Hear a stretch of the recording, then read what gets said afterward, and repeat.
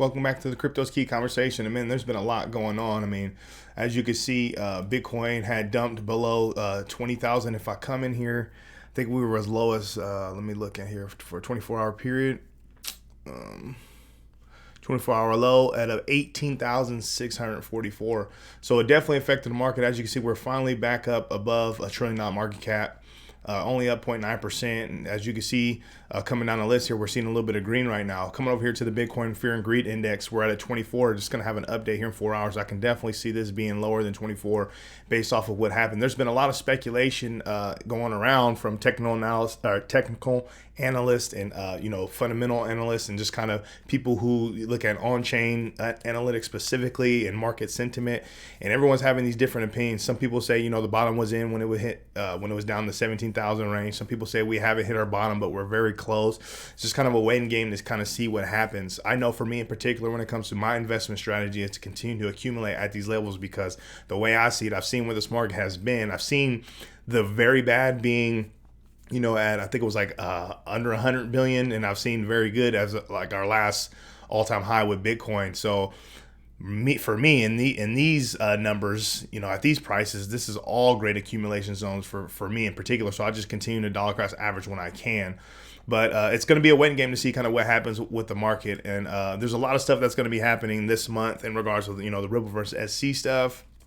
And there's a bunch of other different things that's been happening, and people are saying that could this be like some sort of black swan events a month.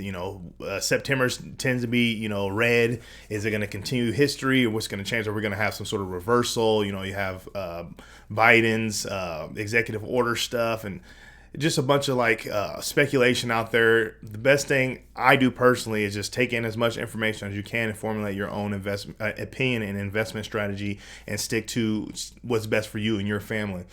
Moving on here, this is from Ripple. It says, we are proud to be included in the Fortune magazine's Best Workplaces in Technology 2022 list. So that's huge. That's some more recognition there for Ripple, which is absolutely massive. Us being heavily involved into the Ripple versus SC case and being investors in XRP, this is definitely expected in regards of all the great work they're doing despite all the negativity and FUD that they've had battled all these years, especially being in this lawsuit starting in December 2020. This is from Wojak. It says, great news for the XRPL and XRP's liquidity. Let me zoom in here. The automated market maker, or the AMM amendment introduced by, let me get this name right here, Anshul Malhotra and David Schwartz, has been proposed as a PR on Ripple's code base. It says the amendment will allow XRPL users to deposit, withdraw, and govern on an automated market maker instance or a pool. The most interesting part about this amendment is its incentive liquidity providers on the native DEX, which improves XRP's bridging feature as there's more liquidity. And let's not forget this one. A feature on an automatic market maker instance would continuously auction off trading advantages to arbitrars, charging them a fee and giving these earnings to the liquidity providers. Regarding the governance mechanisms, an AMM instance also provides governance rights to the largest stakeholders of the AMM instance. This allows them to vote on the trading fee and the instance charges. The next phase for this amendment is to pass testing and reviews, and it will then be up on the XRPL as a vote-able amendment. The whole amendment screams liquidity. So I'm bringing this up because that's absolutely exciting. Hopefully things go through smoothly with this. This component here, but obviously we have the I think it was like last time I saw it was like 80 mid to high 80% in regards to the voting when it comes to the XLS20 of putting the NFTs on the XRP ledger. So that stuff's already happening. I think it has to hold for 2 weeks strong. So we're going to have that also this month in regards if that's going to pass or not. So there's a lot of positivities happening within the XRP community, the XRPL and Ripple camp in general. So that's absolutely huge. I want to thank Wojak for putting that up there. Stefan Huber has a couple great tweets that I thought were interesting. This one here says, let me zoom in here so you can see. It says, in a week we will know all the SEC's evidence. Let's hope for our quote-unquote protectors that they have found something better than those two memos from 2013. A report that purports to show that good news affects the XRP price, and a guy who claims we believe we bought shares of Ripple. There's a chat. Is this one I want to say? Yeah, there was a chat down here from Jeremy Hogan and Stefan Huber that I thought was interesting as well. He says, unless everything is filed under seal, ducks and runs. And then Stefan Huber says, why would Ripple file under seal?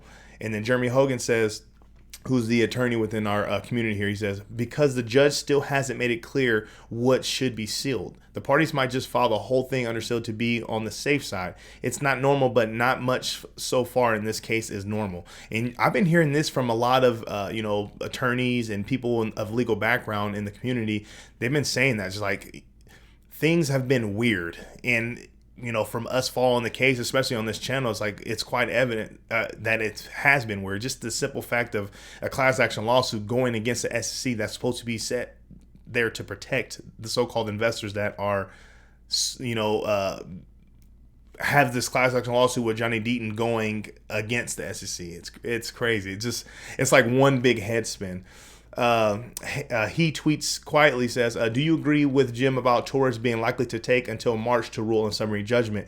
Jeremy says, I say book in the end of December to the end of March, but lean towards March for a judgment. Jim is going from a historical standpoint, which is hard to argue against. I'm going with a hunch, which is difficult to defend. And then some more stuff about the Rittman Damus and stuff. But I wanted to touch on this because Jeremy Hogan had put out this interesting tweet in response here. So this was on September 5th, shouting out this analysis from Adingo ate my XRP. And he goes, one thing I'm interested to see soon is the summary judgment briefings is to what extent Ripple makes a comparison between XRP and ETH. And then Yoso Court says, hey, Jeremy, about a year ago, you stated that around September 13th would be the most likely settlement day. Do you still believe it can happen? And of course, thank you for your educational work regarding this case. And then he comes down here and says, most likely settlement time frame is from now until end of November because the cards will be on the table. So whether Jeremy Hogan's right, we get a settlement within this time period. I think it's just bullish in general. It's optimism and positivity based on his legal analysis of what's going on in the case and, the evidence that's being presented right now. This is kind of his best educated guess in regards of the time frame within the settlement, which that'd be absolutely massive. But I wanted to put that out there because that was like a huge deal that was going around the other day. Stefan Huber also put this up, which was quite interesting. They got a reaction out of digital asset investor as well. He says, hey, Perry and Boring, you have 6 days left to file your XRP amicus brief you started filing a year ago. You said it takes so long because of the rules of the court. Is there anything we or Johnny Deaton can do for you? Or did you lie? No, you would never lie in public, wouldn't you? And then he puts this emoji here. Just interesting. I want to shout out Stefan Huber for always putting up great content, researching his butt off, and really trying to, fight the good fight within our community. This is from Jungle Eek here, and a shout out to Jungle Eek. I highly recommend you follow his YouTube channel as well. He does a great job of giving his, his viewpoints and how he analyzes what's going on within the space in general, and then especially when it comes to this Ripple versus SC stuff. He says, Vitalik admits to illegally security offering 70,000 ETH dump on investors. So he was talking about this video clip. This was years ago, but he was talking about the Vitalik Buterin selling at the top to create more runway to, give them more runway when it comes to the development within the Ethereum ecosystem. He goes, Johnny Dean, have you seen this clip where Vitalik admits to the ETH Foundation raising capital for the development of the ETH blockchain by dumping at the top of 2017? So coming down here, he says selling 70,000 Ethereum tokens or ETH tokens on investors to fund the development of Ethereum is the very definition of a security offering, where investors harmed when they flooded the market at all-time high. I think this is what Gary Gensler calls information asymmetry. So here goes the video clip right here. It's about 21 seconds long. Let's listen into it. But you didn't short it, did you? So I did get the Ethereum Foundation to sell about 70,000 ETH, like basically at the top, and that's doubled our runway now. So, and it was one good decision that had a lot of impact. Yeah, one good decision that had a lot of impact. Of course it did.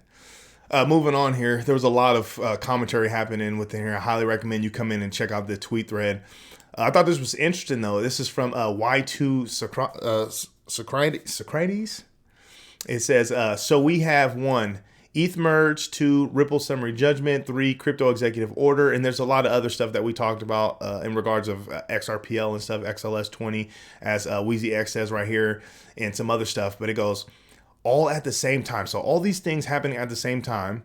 I'm thinking of a bird, the color is black, and it's not a crow. So they're talking about, black swans, people posting a bunch of different black swans and stuff. So, regardless of, other people's predictions and them speculating, it's just going to be a waiting game to kind of see what happens. There's a lot of different moving parts that's going on, not only within our space, but within the entire world.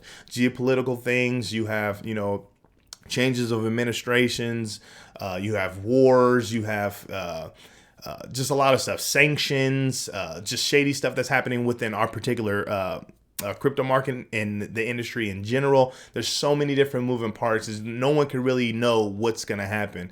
And especially when it comes to like the technical analysis, people, like, obviously all they could do is zoom out and look left, right? And cast their best judgment in regards to the probabilities of what's kind of, what lies ahead. But at the end of the day, black swan events and a lot of just negative narratives can hit that can really affect all markets, especially our market, which is sitting just above $1 trillion market cap, which is, pennies in a baby compared to, other markets.